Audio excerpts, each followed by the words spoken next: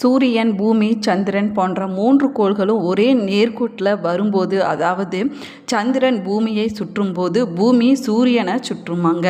அப்பொழுது பூமி சூரியனுக்கும் சந்திரனுக்கும் நடுவில் வரும்போது பூமியுடைய நிழலானது சந்திரன் மேலே நிழலாக விழுமா. இதனால் பூமியின் நிழலானது ஒரு பகுதி சந்திரனை மறைக்கும்போது இந்த நிகழ்வானது நடைபெறும். இதுதான் சந்திர கிரகணம் அப்படின்னும் அழைக்கப்படுது. அந்த வகையில் இந்த ஆண்டிற்கான முதல் சந்திர கிரகணமானது 3/3/2026 அன்னைக்கு நிகழ இருக்குதுங்க.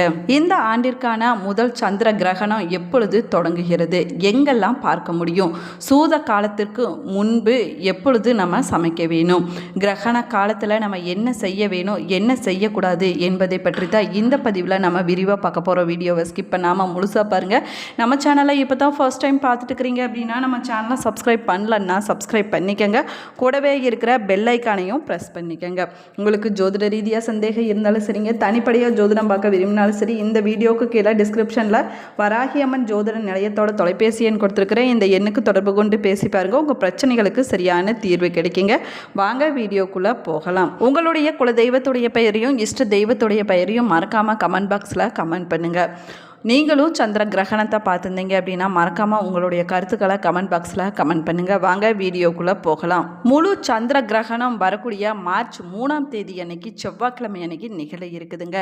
கிரகணம் இந்திய நேரப்படி பிற்பகல் 3:19 மணிக்கும், நடுப்பகுதி மாலை 5:04 மணிக்கும், மாலை 6:47 மணிக்கும் தொடங்குதுங்க.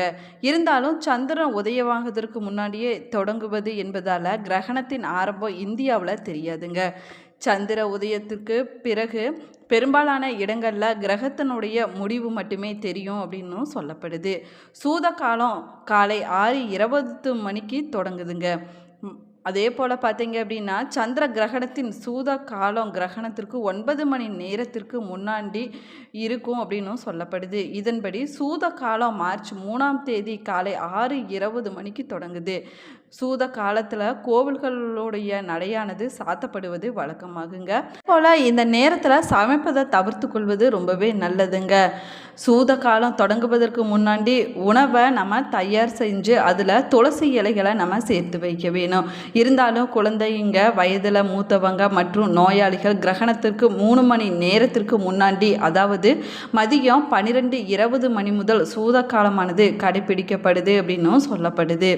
அதே போல் பார்த்தீங்கன்னா வடகிழக்கு இந்தியாவில் அருணாச்சல பிரதேசம், அசாம், நாகாலாந்து மற்றும் மணிப்பூர் போன்ற இடங்களில் கிரகணத்தினுடைய தாக்கமானது அதிகமாக இருக்கும் அப்படின்னும் சொல்லப்படுது.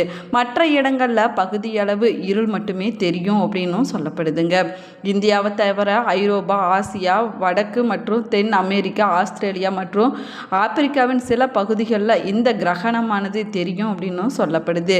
கிரகண காலத்துக்கு முன்னாடி நம்ம என்னென்ன விஷயங்களை செய்ய வேணும், என்னென்ன விஷயங்களை செய்யக்கூடாது அப்படின்னு பார்க்கலாம் வாங்க. கிரகணத்துக்கு முன்னாடி நம்ம குளிக்கலாங்க. கிரகண காலத்தில் வழிபாடு மற்றும் தர்ப்பணம் போன்றவற்றை செய்வது ரொம்பவே முக்கியத்துவம் வாய்ந்ததாக சொல்லப்படுது. கர்ப்பிணி பெண்கள் கிரகண நேரத்தில் வீட்டிலிருந்து வெளியே வரக்கூடாதுங்க. அதே போல் எச்சரிக்கையோடு இருப்பது ரொம்பவே நல்லது. கிரகண காலத்தில் சாப்பிடுவது, தூங்குவது மற்றும் சிலைகளை தொடுவது போன்ற செயல்களை நம்ம செய்யக்கூடாது. கிரகணம் முடிந்த பின்னாடி குளித்துவிட்டு கடவுளுக்கு தானம் செய்வது மங்களகரமானதாக சொல்லப்படுதுங்க. அதே போல் கங்கை, யமுனை, நர்மதை போன்ற புனித நீர்நிலைகளில் நீராடுவது ரொம்பவே முக்கியத்துவம் வாய்ந்ததாக சொல்லப்பட்டிருக்குது.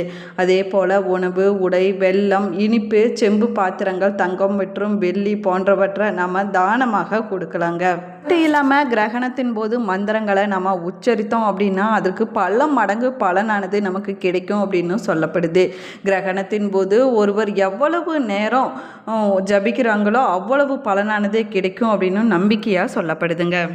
2026 முதல் சூரிய கிரகணம் பிப்ரவரி 17 அன்னைக்கு நிகழ்ந்திருக்குது. இது பகுதி நேர சூரிய கிரகணம் அப்படின்னும் அழைக்கப்படுதுங்க. இதனைத் தொடர்ந்து இந்த ஆண்டிற்கான முதல் சந்திர கிரகணமானது நிகழ இருக்குது. எப்போது எங்கெல்லாம் இந்த கிரகணத்தை பார்க்க முடியும் அப்படின்னு பார்க்கலாம் வாங்க. சந்திர கிரகணமானது முழு சந்திர கிரகணம், பகுதி சந்திர கிரகணம், அரை நிற சந்திர கிரகணம் என்று அழைக்கப்படுதுங்க. இந்த வகையில் இந்த ஆண்டு நடைபெறக்கூடிய முதல் சந்திர கிரகணம் முழு சந்திர கிரகணம் அப்படின்னும் அழைக்கப்படுது. சூரியன், பூமி, சந்திரன் போன்றவை ஒரே நேர்கோட்டில் நகருமாங்க. பூமி சூரியனுக்கும் சந்திரனுக்கும் இடையில் நகரும் போது சூரியனுடைய நேரடி ஒளியானது தடுத்து அதனுடைய நிழல் சந்திரன் மீது படும்போது முழு சந்திர கிரகணமானது நிகழுது அப்படின்னு சொல்லப்படுது. இந்த நிகழ்வே முழு சந்திர கிரகணம் அப்படின்னும் அழைக்கப்படுது. இது பௌர்ணமி நாளில் மட்டுமே ஏற்படும். இதன் காரணமாகத்தான் நிலா முழு வடிவத்தில் காட்சியளிக்கும் அப்படின்னும் சொல்லப்படுதுங்க. அதனால தான் ஒவ்வொரு பௌர்ணமியிலும் கிரகணம் வராதுங்க. 3 கோள்களும் துல்லியமாக ஒரே நேர்கோட்டில் வர வேணுங்க. சூரிய ஒளி சந்திரன் மேற்பரப்பை தாக்குவதற்கு முன்னாடி பூமியுடைய வளிமண்டலத்தின் வழியாக வளைந்து செல்வதனால சந்திரன் பெரும்பாலும் சிவப்பு நிறத்தில் காட்சியளிக்குமாங்க. குருதி நிற சந்திர கிரகணம் அப்படின்னு அழைக்கப்படுது. மார்ச் 3ஆம் தேதி முழு சந்திர கிரகணமானது நிகழ இருக்குது. இந்திய நேரப்படி மாலை 4:45 மணிக்கு தொடங்குதுங்க. முழு நிலவாக மாலை 5:10 மணிக்கு காட்சி கொடுக்குங்க. மேலுமே மாலை 5:40 மணிக்கு முழு சந்திர கிரகணமானது முடிவடையுது அப்படின்னு சொல்லப்படுது. சூரிய அஸ்தமனத்துக்கு பிறகு கிழக்கு அடிவானத்தை சுற்றி இரத்த நிலவில் சிறந்த காட்சியானது இருக்குமாங்க. அதே போல் பார்த்திங்கன்னா சுமார் முழு நேர சூரிய கிரகணமானது 58 நிமிடங்கள் நீடிக்கும் அப்படின்னும் சொல்லப்பட்டிருக்குது. வடகிழக்கு இந்தியாவான அசாம், அருணாச்சல பிரதேசம், மேகாலயா, கொல்கத்தா, புவனேஸ்வர், பாட்னாவில் இந்த கடைசி நிலையான சந்திர கிரகணத்தை அடர் சிவப்பு நிறத்தில் பார்க்க முடியும் அப்படின்னும் சொல்லப்பட்டிருக்குதுங்க. அதே போல் டெல்லி, மும்பை, பெங்களூர், சென்னை, ஹைதராபாத் போன்ற பகுதிகளில் முழுமையாக பார்க்க முடியும் அப்படின்னும் சொல்லப்பட்டிருக்குது. நாளை சந்திர கிரகணமானது நிகழ இருக்குது. வானியல் நிகழ்வுகளில் முக்கியத்துவம் வாய்ந்ததாக இந்த சந்திர கிரகணமானது சொல்லப்படுதுங்க. அதுலேயும் குறிப்பாக நவ கிரகங்களில் ராகுவும் கேதுவும் சாயா, அதாவது நிழல் கிரகங்கள் என்று அழைக்கப்படுது. சூரியன், சந்திரன் போன்றவை ராகுவோடும் கேதுவோடும் இணைந்திருக்கக்கூடிய காலத்தில் கிரகணமானது நிகழும் அப்படின்னும் சொல்லப்படுதுங்க. மேலுமே சூரியன், சந்திரன் போன்றவை ராகுவோடு இணைந்திருந்தால் சூரிய கிரகணமும், சந்திரனோடு கேதுவும் சூரியன் ராகுவோடும் இணைந்திருந்தால் சந்திர கிரகணமும் தோன்றும் என்பதை நம்முடைய பஞ்சாங்கங்கள் மூலமாக ஜோதிடர்கள் பல ஆயிரம் ஆண்டுகளுக்கு முன்பாகவே கணித்திருக்கிறாங்க. அதாவது அமாவாசை நாளில் சூரிய கிரகணமும் பௌர்ணமி நாளில் சந்திர கிரகணமும் நிகழும் அப்படின்னு சொல்லப்படுதுங்க. அந்த வகையில் நாளை சந்திர கிரகணமானது நிகழ இருக்குது. நாளை பௌர்ணமி மாலை 5:52 மணிக்கு இருக்குதுங்க. இந்த நேரத்தில் சந்திரன் கேதுவோடு இணைந்து இருக்கிறாரு. ராகுவோடு சூரியன், செவ்வாய், புதன் போன்றோரும் இணைந்து இருக்கிறாங்க. இப்படிப்பட்ட கிரக சேர்க்கை ரொம்பவே அபூர்வமானதாக சொல்லப்படுது. நாளை நிகழக்கூடிய சந்திர கிரகணமானது பிற்பகல் 3:20 மணிக்கு கிரகணம் ஆரம்பித்து இரவு 7 மணிக்கு, அதாவது 53 நிமிடங்கள் வரை நிகழும் அப்படின்னு சொல்லப்படுது. இந்த கிரகணம் இந்தியாவில் தெரியுங்க. எனவே நம்மளால் மாலை நேரத்தில் 6 மணிக்கு மேலே இந்த கிரகணத்தை பார்க்க முடியும் அப்படின்னு சொல்லப்படுது. கிரகணம் தெரியும் என்பதால் அதற்குரிய சடங்குகளை நம்ம செய்ய வேணுங்க. பொதுவாக பார்த்திங்கன்னா கிரகண காலத்தில் முன்னோர் வழிபாடு செய்ய வேண்டியது ரொம்பவே முக்கியமானதாக சொல்லப்படுது. சூரிய கிரகணமாக இருந்துச்சுன்னா கிரகணம் பிடிக்கக்கூடிய வேலையில் தர்ப்பணம் செய்ய வேணுங்க. அதே போல் சந்திர கிரகணம் அப்படின்னா கிரகணம் விடக்கூடிய வேலையில், அதுலேயும் குறிப்பாக பௌர்ணமி முடியும் நேரமான மாலை 5:52 மணிக்கு பிறகு செய்ய வேணுங்க.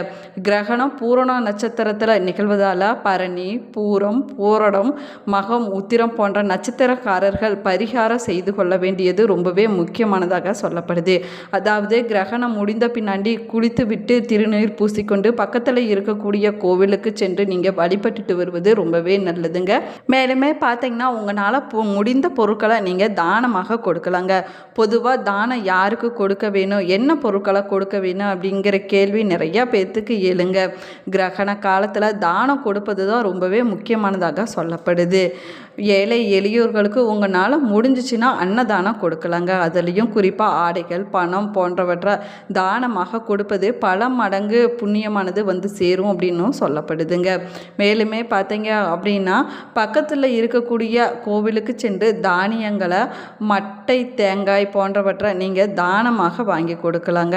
இதனால் உங்களுடைய வாழ்க்கையில் நல்ல பலன்களானது கிடைக்கும் அப்படின்னும் சொல்லப்படுது. கிரகண நேரத்தில் மந்திர ஜபம் செய்வது ரொம்பவே விசேஷமானதாகுங்க. ஒரு முறை மந்திரம் மந்திரம் ஜபித்தோம்னா 1000 முறை ஜபித்த பலனானது கிடைக்கும் அப்படின்னும் சொல்லப்படுது. அது மட்டும் இல்லாமல் மந்திரம், சஸ்தியம், மந்திர உபதேசம் போன்றவை இந்த கிரகண காலத்தில் ரொம்பவே உகந்ததாகுங்க. இந்த பதிவு உங்களுக்கு பயனுள்ள தகவல்களை கொடுத்துருக்குன்னு நினைக்கிறேன். இந்த பதிவு உங்களுக்கு பிடிச்சிருந்தால் லைக் பண்ணுங்கள், ஷேர் பண்ணுங்கள், கமெண்ட் பண்ணுங்கள். இன்னும் நம்ம சேனலை சப்ஸ்கிரைப் பண்ணலன்னா சப்ஸ்கிரைப் பண்ணிக்கங்க. கூடவே இருக்கிற பெல் ஐக்கானையும் ப்ரெஸ் பண்ணிக்கங்க. உங்களுக்கு சிவபெருமான் பிடிக்கும் அப்படின்னா ஓம் நமச்சிவாயா என்ற வாசகத்தை மறக்காமல் கமெண்ட் பாக்ஸில் 3 முறை